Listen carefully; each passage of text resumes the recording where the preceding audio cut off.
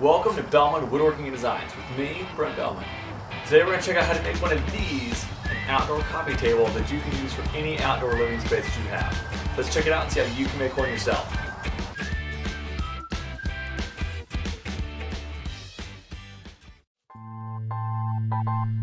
So the first step in this was to cut down the 2x4s just to their rough length, and again, these are standard 2x4s, nothing special about them, and these are going to end up being the skirt of the table. So just pick whatever lengths you want. You can customize this to any table that you want to do.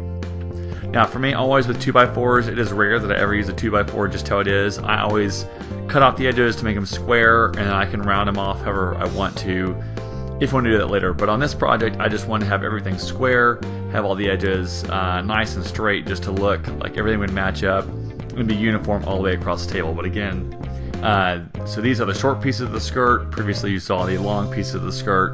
And it's a pretty straightforward build. You can, for a project like this, go to Lowe's or Home Depot, or even online, there's websites like tablelegs.com, order some table legs, cut the skirt down to length, and then you're really just gluing everything together the way that you want and screwing it together. Now, on this, just to save lumber, on the 2x4s, after I cut them to length, I did resaw them on a bandsaw, and I'll include a link to a video here from David Picciuto that shows how to resaw boards. And it's really not as difficult as I used to think it was. The main thing is that you're just trying to cut the board as best you can in the middle, and like he's done a lot of videos, I really just eyeballed it at this point and got it as best I can down the middle, and then from there you're able to run these boards through your planer, and your planer is what will then get them to the right thickness and have them be even and flush on both sides. So there's that next step there, running these through the planer, and that's really what does it. The main thing here is if you're cutting a 2x4 in half, just make sure you're not getting it too thin. You don't want to have the supports, the skirt for your table, be too thin. So just keep that in mind as you're running them through your planer. Just watch the thickness that are on those. Now after that step, I use my Craig jig just to cut pocket holes in both ends of the skirt, both the short side and the long side, and that's going to be end up getting screwed into the table legs themselves. And it just makes the table building pretty straightforward. It's going to be a butt joint from the skirt going to the table leg, and then just glued and screwed together using these pocket holes, and it works really well.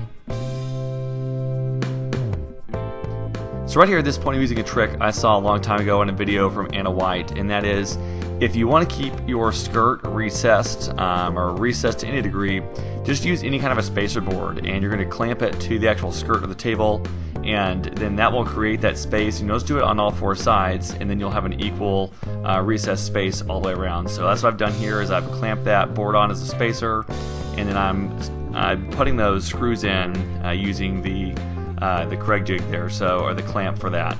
Now this is a great clamp. If you don't have this added to your Craig arsenal, make sure and use it. I bought it a few years ago and it's been great ever since. But it allows, one side of the clamp actually fits into the pocket hole and then holds the board sturdy and flush on the other side. So that's what I did here. Got that spacer board in there and put the screws in. And this was going on the fourth side of the table here. So just a process you repeat, but that Craig jig clamp is great. And one last comment just to say here, if you're doing a table or something like this, just always go back and check for square.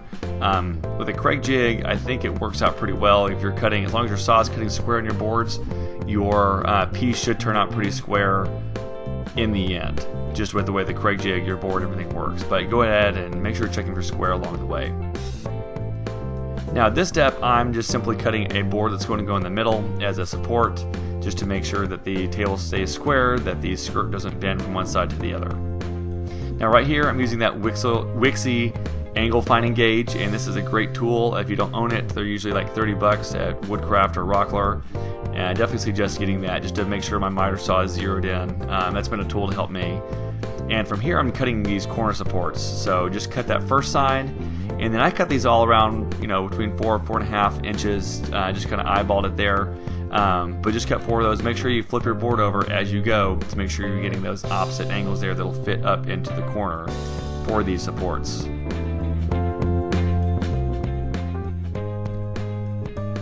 Now right here, I'm gluing in that center support. Again, this just helps hold the skirt square left to right on the long sides there just to make sure it's not going to bow or move over time. Checking it for square right there. And then I just use wood glue and some brad nails. One caution to you though, for anybody that owns a brad nailer, just always be careful. I wasn't doing a great job there. Be careful where your fingers go with a brad nailer because those nails can go anywhere. Now at this point I'm gluing in and brad nailing those corner supports, and somebody might say I'm doing this backwards. I've seen lots of videos from Jimmy DiResta where he'll glue in these corner supports first. Typically these corner supports, people add those in and then they'll actually drive a screw or two through those going into the table leg, but in this case I knew I wasn't going to do that, so I just went ahead and put the rest of the table together and added these corner supports later. They are just glued and brad nailed in, and their main job in this build will just be to hold the table square over time. Now the last step after all these were put on was simply to add the tabletop, and I'll talk about that more in just a minute towards the end of the video, but the tabletop was from an old barn. It's an old barn door, so put the tabletop on and that completed the project. Alright, so I did want to show one final thing on here, and that's just how this is attached. Here on this side, I butted the whole frame up against what would have been one of the supports that holds all the doors together here. And actually on the other side, you can see here, I actually had to notch out part of that. So this is basically a 2x4 from however long ago. Not exactly a 2x4, but what looks like it. So on the other side, I did have to notch it out, and it's actually not even screwed in. Like the friction fit works so well, and it's just us sitting on here, and it basically just sits here. But I didn't do anything else besides the friction fit on here. I mean, you could definitely drive screws through there, but it's just not something that's going to get a lot of use for us. So this works out just well for us. It works great, and it's all attached on there, and then it works great to sit here. So you can do anything more, to make it more heavy duty if you need to for whatever table that you build. But this is what worked for us and what worked for me. So I just want to make sure I showed that in case there are any questions on how this was attached on top of there. Alright, so the coolest part to me about this entire project is the top.